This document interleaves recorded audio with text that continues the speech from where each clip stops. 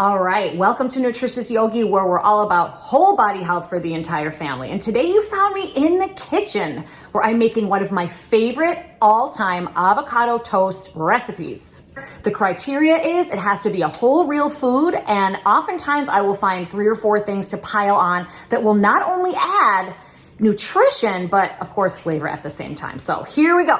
All right, so the first thing that I'm gonna do is I'm gonna mash up, this is just 1 avocado, and you wanna find it during that sweet spot where it's not super hard, but it's not overripe. And sometimes it could be very tricky to find that window with avocados.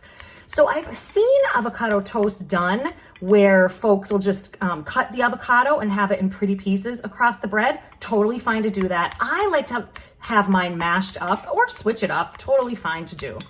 And then once I get it like this, it could be chunky. Do it however you want. And I'm gonna add a little bit of salt and pepper to this. Maybe a pinch of lemon juice if you feel like you're not gonna get to it in time, or if you're gonna store a little bit of it for later. But ultimately, it's gonna be best eaten as is. So that is all set. Okay, now it's time to wrangle up the rest of the ingredients. This is a homemade roasted red pepper hummus that I did, and I can probably do a whole video just on this, but it's so easy to make your own hummus, all different kinds of varieties I like to do. This is roasted red pepper using the glass bottles of organic red pepper in the non-refrigerated section of the grocery store. So you can find them there. Of course, organic chickpeas, garlic, salt and pepper, and good olive oil. Easy to do your own for that. You could, of course, find organic varieties for hummus in the grocery store. Just try to go organic, and I do really strongly reiterate that with chickpea products because glyphosate is often sprayed on the non-organic varieties of that. Also, we've got our Kalamata olives chopped up, some capers, some Roma tomatoes, and that's going to be for this round.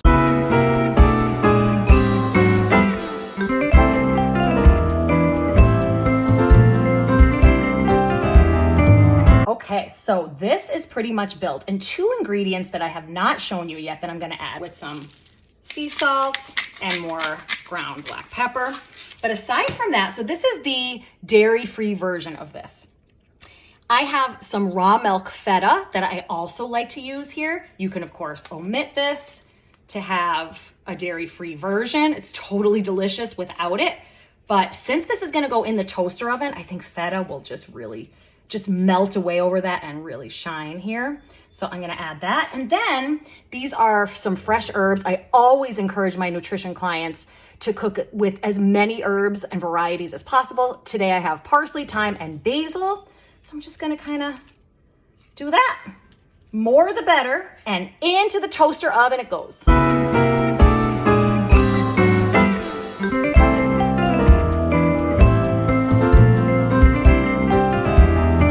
All right, so if you like this recipe, please like and subscribe and share, and we'll see you very soon for more nutrition, yoga, and wellness for the whole family.